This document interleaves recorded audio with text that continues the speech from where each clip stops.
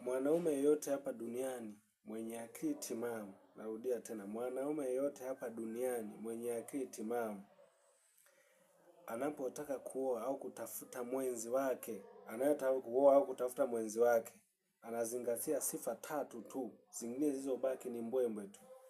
Ukiona mwanaume mara anakuambia nimekupenda, wewe si una umbo zuri, mweupe, hayo ni mbwembwe, hapo hajakupenda, amekutamani. Mwanaume yote mwenye akili timamu anaoa mwanamke mwenye sifa 3.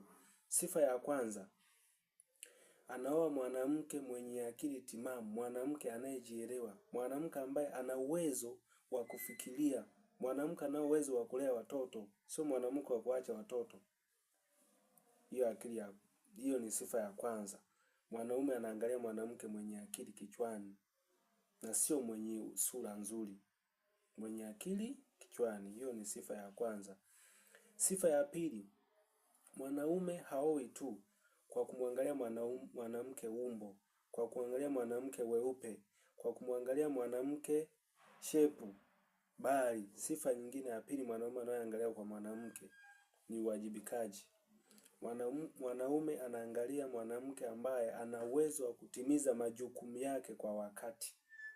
Mwanamke ambaye ana uwezo wa kutimiza shughuli zake na za familia kwa wakati. Sio mwanamke umemuoa leo, kesho anakuambia naomba baby tuweke usikea hapa. Sifa ya 3. Anaangalia mwanamke mwenye tabia nzuri. Mwanamke mwenye tabia nzuri. Mwanamke ambaye tabia zake ni nzuri. Nikisema nzuri si mnanielewa. Mwanamke ambaye ana tabia zinazoendana na jamii. Mwanamke ambaye anamcha Mungu. Mwanamke ambaye anaheshimu watu. Mwanamke ambaye sio mbea. Hizo ndio tabia nzuri, baadhi ya tabia nzuri za mwanamke. Kwa mwanaume yote anaye hapa duniani anazingatia hizo 3. Zingine hizo baki zote ni mbwembe, mara nimekupenda si una shepu imeenda kulia imerudi kushoto. Hizo ni mbwembe. Na ukiona mwanaume yote anakuambia si umbo lako ni nzuri, shepu nzuri, nimekupendea shepu, hapo hajakupenda, amekutamani. Sisi wanaume tumeambiwa kutamani. Na kweli wenye mashepu tunawatamani sana. Na kuna wengine wanatumiwa sana.